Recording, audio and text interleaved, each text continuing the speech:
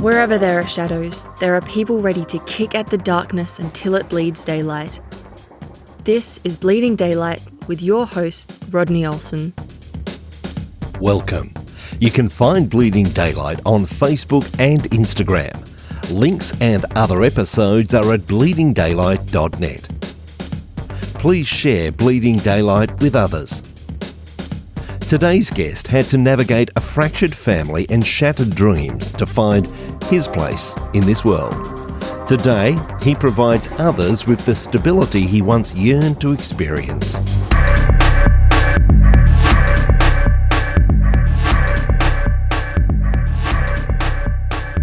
My guest today co-authored the book Wrestling with Demons. It's a book that gives hope to anyone wondering if a difficult life can truly be turned around. Mark Smith had a troubled upbringing and was then robbed of the one thing that he thought would be his road to a better life. I'm so pleased that he is joining me on Bleeding Daylight to share some of his story. Mark, thank you for your time today. Brother, I thank you so much, and it's really a pleasure. I want to go back to those early years. What are your memories of home life as a boy? I would say stability was something missing because my mom is a great lady. My dad was beaten with chains when he was a kid. There were things about my dad that he never processed about his own life. In understanding that, there was a rockiness. My dad was very unstable. His temper could just fly off the top for little or no reason. And there was some violence involved. I believe as a child, one of the greatest things they need growing up is stability in the household. When you don't have that, there's a feeling of being lost, maybe. Just feeling like you're that feather floating in the wind and you really don't know what's coming next. So there was a lot of uncertainty. There was some fear. How long did it take for you to realize that this was not normal? Because we all grow up in whatever circumstance we grow up in, and we always assume that is normal. So it must have seemed normal for you to live in that fear, to live in that instability.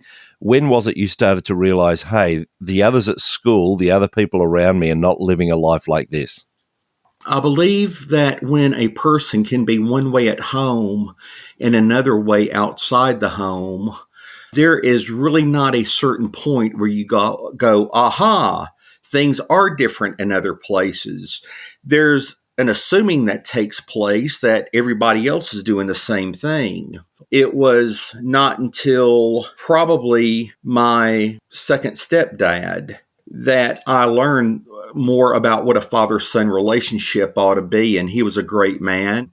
A lot of times you don't know unless you're in someone's home and you're really able to see over a period of time what goes on behind the closed doors. When you see other people acting all nice and they're outside their home, you just wonder, okay, who's real and who's not? And you really don't know who is real. In those early days, were there others in the family? What constituted family for you in those days? Yes, there were brothers and sisters. My siblings, the closest one to me is around 6 or 7 years older than I am. What I understood was that as soon as you can, you get married and you get out.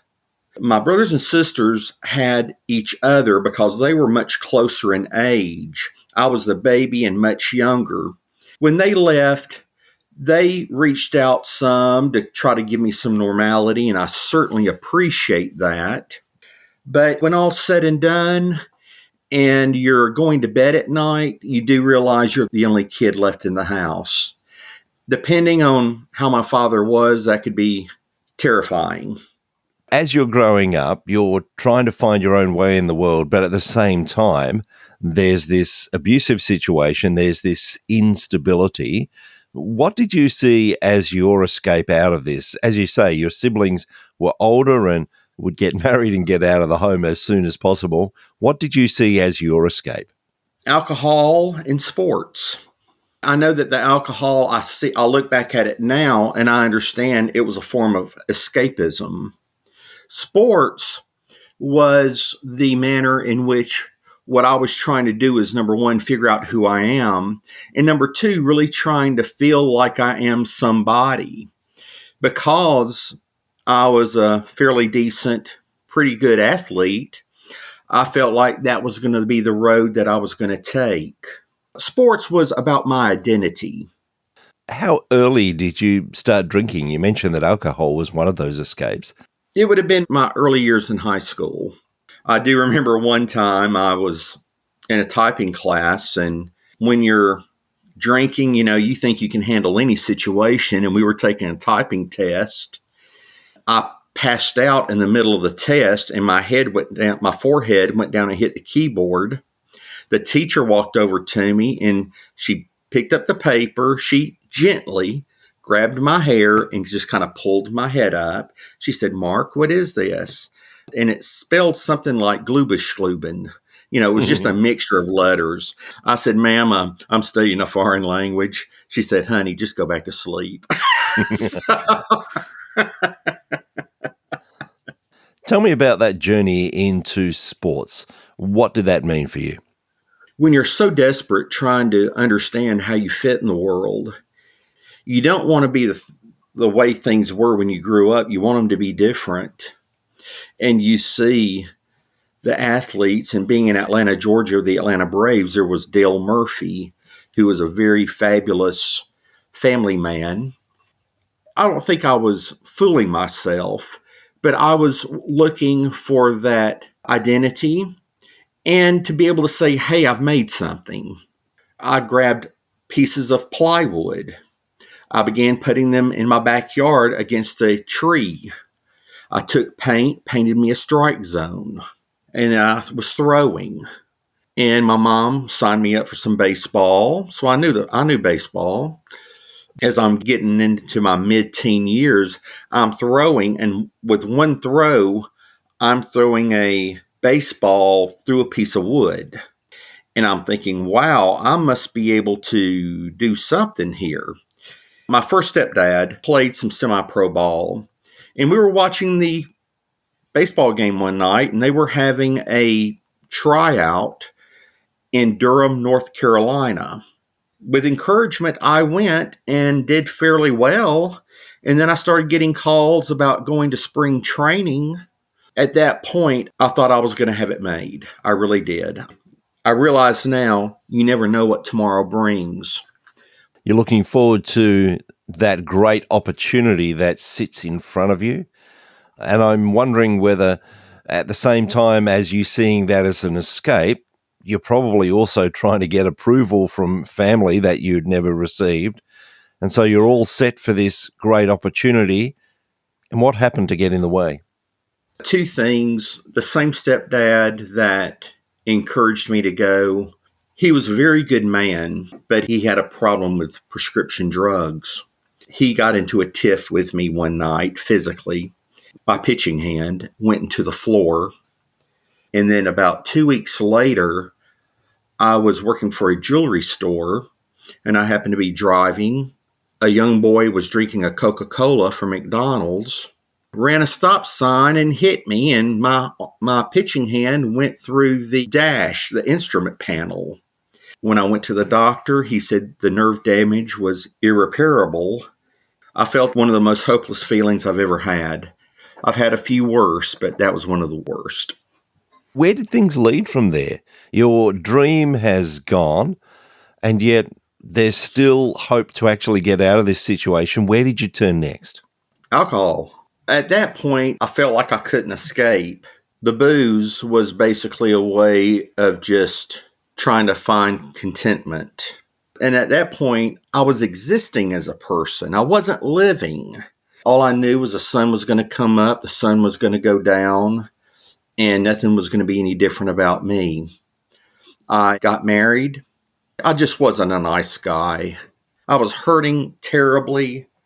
I was not physically abusive or anything like that as a husband, but did I play mind games? Yes, I did.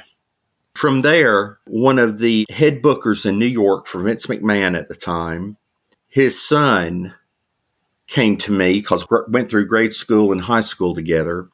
He said, Mark, come with me after work tonight. I'll come by and pick you up and I'll drop you back off at your car. And I said, sure. So we went to a wrestling ring. It was in the woods. I'd never seen a wrestling ring in the woods before.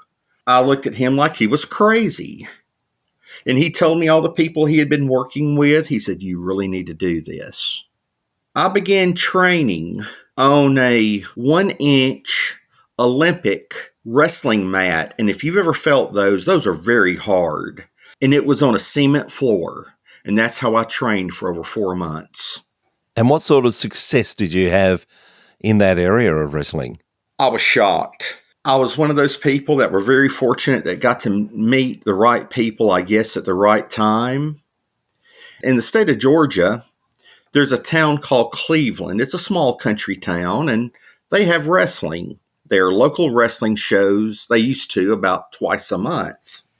A very famous person in the wrestling industry called me one day. He said, Mark Smith. I said, yes, sir. He said, I'm Jody Hamilton. I said, pleased to meet you, Mr. Hamilton. I know who you are, sir. He said, Mark, can you be in Cleveland tonight for me? I said, sure, Mr. Jody. I can be up there with no problem. It's a 2-hour drive. Do you want me up there by 6 o'clock? He said, Mark, you don't understand what I'm asking you. He said, I have become the head booker for World Championship Wrestling. It's been bought by Ted Turner. I need you to come to CNN Center, to the 12th floor, to the WCW offices and pick up a plane ticket. You're going to be in Cleveland, Ohio tonight, which is a major city in America. I need you to get up here now. You got to catch a plane. I said, yes, sir, Mr. Jody. I've told people before that CNN Center was about a 45-minute drive from my house. I packed my gear and left so fast. I think when I got to CNN Center, my rear end was still about 15 minutes behind me. I was very excited, scared to death. All these people I'd seen growing up, they're there. And I thought, I'm not worthy. And I began working. And the more I began working, the more they began to respect me. I was flying across the country, still married, a very bad marriage. I became such a terrible person, being on the road all the time and everything. I was a terrible person. For about the next 3 or 4 years, that's what I was doing, flying on planes, wrestling in big arenas all across America. You must have thought, I finally found my way out of that small life that I grew up in. And yet at the same time, you're in this marriage and that's not going well. And the wrestling doesn't last. Tell me, what happened to put an end to that lifestyle? When I was home, I wasn't home. My mind was elsewhere because the pain level in pro wrestling is very real. On the table next to my recliner, I would have marijuana. I would have a cooler with beer. And then I would also have very strong narcotics. That is how I would deal with being at home. I neglected her. In fact, in the book I wrote, Wrestling with Demons, I had someone ask me, they said, Mark, who was the villain in this book? And I looked at him, I said, I am. And you should have saw the look on their face. For me, writing the book, it was cleansing. I cried the entire time I wrote it because I remembered the responsibility that I have because of so many things that I did. I finally had walked in after a trip, and my wife was laying face down on the bed. I turned her over to see what was wrong. It was a very strange laughing, kind of a cackling noise. I didn't know what it was. When she was turned around, something pushed me off the bed onto the floor. Now imagine, you're a big wrestler. I weigh about 300 pounds, got my knee on a bed. I turn her over and something is like it pushes me in the shoulders and it pushes me off the bed onto the floor. I thought, wow, that's not natural. And I was scared. So I ran, got in the car, drove around the neighborhood for about 20 minutes, came back in, and she was totally composed, which I thought was strange. But she said, I'm leaving. And I couldn't blame her. I really could not blame her. I was horrible. And all I could do was say, I'm sorry. And I knew that wasn't enough. She left the apartment and I was cleaning and we were living around the Atlanta, Georgia area. and I found a pregnancy test, or I wasn't sure what it was, in the trash can. I took it to one of my sisters. She said it's a positive pregnancy test. I don't know what happened. I kept calling, trying to figure out what happened. Ended up, someone picked up the phone and said, everything's taken care of. I do not know what that means. I would never say she did this or she did that, because I would not want people to look at her in a bad way, because I don't know what happened. In my heart of hearts, I felt like I was the reason that baby did not come into this world. If you want to have a come to Jesus, realize that not only have you ruined lives, but you've probably caused one to never be born. You've alienated yourself from everyone. The one person you're married to, they couldn't take it anymore. And you can't blame anybody for anything. All you can do really is blame yourself. And I found myself in that hole, and I was wrestling with demons. I had become a wrestler. I was the wrestler Mark Smith. And brother, what I forgot was I never was the wrestler Mark Smith. I was Mark Smith, a guy who wrestled. I lost my identity. I was frankly too full of myself. You know, the Bible talks about pride, and brother, I'll tell you what, the Bible's right. You come into situations with pride and you carry yourself with pride, and you'll get knocked down pretty fast. In that hole is where some decisions had to be made. But that's how my marriage and wrestling ended. When I destroyed all those lives, somebody talked to me and they said, Mark, you're in trouble for steroids. I said, what? They said, yeah, you're going to get 20 years. I said, well, look, I'm not going back into the business. I've caused enough damage. Tell me what I'm supposed to do. And a local sheriff stood up for me and he said, this isn't a bad boy. If we lock him up, we'll turn him into a bad boy. And I was allowed to walk out. I was still in the hole, but this sheriff gave me my life back. You've come really to the end of yourself. Life hasn't been good. You thought that there was an escape, and yet that escape seemed to take you down more dark roads. You've come to this place where you need to find a turning point. Where did you find that? I walked into a house of some people I knew. They knew I was a mess. They said, Mark, why don't you just take that second bedroom right there and just stay here tonight? I was an emotional wreck. I walked into the room. I sat on the bed. It was almost like somebody snapping their fingers to get your attention. I looked up, and there's this chest of drawers, and on top of it is a book. I don't know what it is. Well, I reach up there and I get it and I pull it down. I'm sitting down and I open it, and I open it to Proverbs 1. It's a Bible of all things. I jokingly laugh. I go, well, it can't do no worse than what I've already done. So I'll read a few lines. But the thing is when I read it, I couldn't put it down. And it was so clear. Instead of saying if someone does so-and-so, it might as well have said if Mark does this, then this is going to happen to Mark. Everything it talked about, if I had done it, I did get the consequences.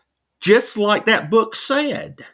I'm thinking, this is voodoo or something. What in the world is going on? But I read it. I read all of Proverbs just sitting there on that bed. And it was like this inner voice is saying, I'm showing you something. I'm showing you something. And so on a Sunday morning, I'm out and I'm driving around. I didn't really know it, but maybe in my subconscious I did. I don't know, but I was not going to go to a church. But I rode right past the church. I'll go in there. I went in there, sat on the back row. It was about 12 minutes or so before the service started. I got so nauseated, got so sick, I went up and I vomited in the front lawn. I go back in, sit down, and I'm thinking that's not going to happen again now. Maybe 3 minutes later, I get so sick, I don't even think I'm going to make it outside. I run outside, vomit again on the front lawn. This really sounds like a great message of salvation, doesn't it, brother? I mean, this is really the way it happened, though. I say, okay, I'm going to go in there one more time. I went in there. I was squeezing the end of the pew so hard that my knuckles were white. I was squeezing it with my left hand. With my right hand, I was grabbing the cushion and I squeezed it as hard as I could. And I know it was not the proper thing to say, but I said, hell or high water, I'm not leaving this now. Well, these people came out, started singing a song, and before they got done with that song, people say I literally ran to the altar. It felt just like someone put a garden hose into my navel. And I remember I was praying, and it was just like all these things were coming up from my belly and coming out of me. Somebody taps me like that, but it's on my back, on my shoulder. And I look back, and it was the daddy of my next door neighbor that I grew up with. And I go, Mr. Lewis, what you doing here? He said, Mark, I'm the pastor of this church. I know why you're here, though. Pastor Lewis, how did I get here? Son, you ran. You ran down here faster than you ever ran those ring ropes. Really? Mr. Lewis, what time is it? And the service started at 10:50. He said, it's 1:30. Everybody's been gone for a while. Mark, let me take you to lunch. He doesn't ask me any questions. We just laugh and have a good time. He ended up marrying my wife, Brenda, and we've been married now for 31 years. I was born in the 60s, so I really remember the 70s. There was a lot of racial unrest. I was wondering, did I carry any of that with me? I'd hug everybody I know, white, black, Hispanic, whatever. But I was wondering, how bad am I? When I married Brenda, she looked at me and she says, Mark, I think I'm going to marry a minister. I said, what I've been through and what I've done, you've got to be kidding. The next week, walking into a hardware store, this old fella taps me on the shoulder. Son, I don't know you and I'm sorry, but I've got a word for you. And I thought, you tap me hard like that on the shoulder, I may have a couple words for you too. But anyway, that makes me kind of edgy when I have people tapping me on the shoulder. He says, son, you don't have to go to school the rest of your life to be a minister. And I don't know what kind of look I had on my face, brother, but I probably looked at him like, what in the world tarnation are you talking about? Do you know what I've done and who I am? I mean, I'm surprised he didn't get struck by lightning after saying that. But over the next 2 to 3 weeks, the same thing happened 6 times by male and females, tapping me on the shoulder. Same exact words. Son, I have a word for you. I had gotten to the point to where I was scared to walk out my front door. I really had. And to be telling me the same thing, and finally I say, okay, God, what are you doing? Are you really telling me this? Come on. I don't want to I'm not going to school no more. One day, I felt like I should go and apologize because I had gone to junior college 1 year. And I had ended the year with a 1.11 GPA, and I was kicked out of the school. They told me they had never seen nobody work so hard to be stupid. And the same dean was there. I went and I tell her, and my eyes start watering a little bit. She starts crying. I tell her everything. She said, Mark, you're supposed to go to school. I said, but, she said, Mark, you know it.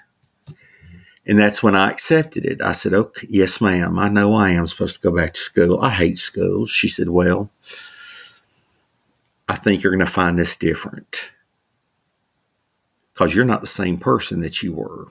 Well, I got my bachelor's in sociology, psychology, and pastoral ministry with a 3.5 GPA.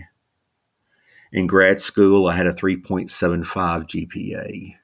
And what I express to my own children is the hardest obstacles, or what seems to be the hardest obstacles, if you have the foundation of God under you and directing you, you may think those new tasks are the hardest things in the world, but what you'll find is you'll actually find joy in doing it.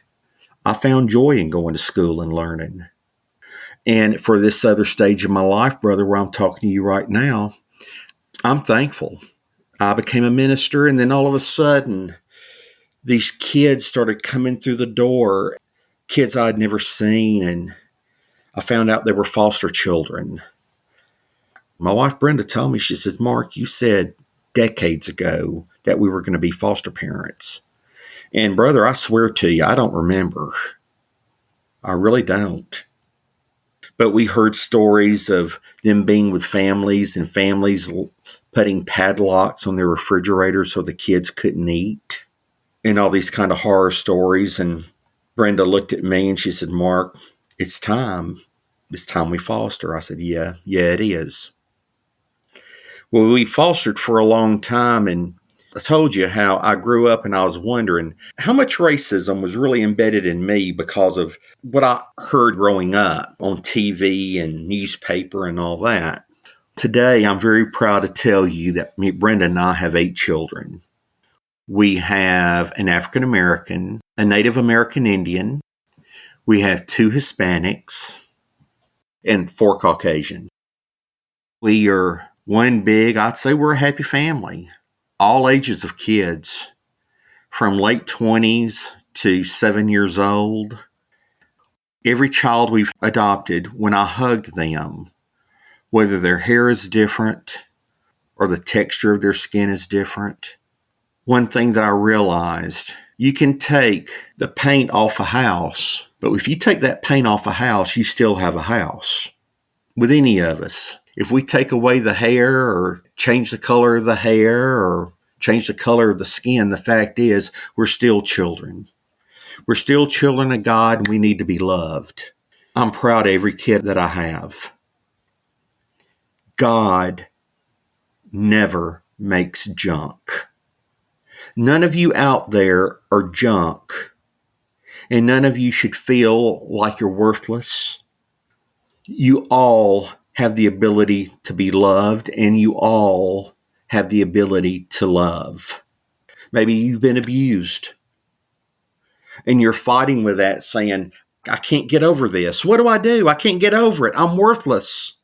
No, you're not. You don't have to fight all these battles in life alone. Mark, I know that people will want to get in touch with you. They will want to get a copy of that book, Wrestling with Demons. So I will put links in the show notes at bleedingdaylight.net so that people can find you easily and connect with you.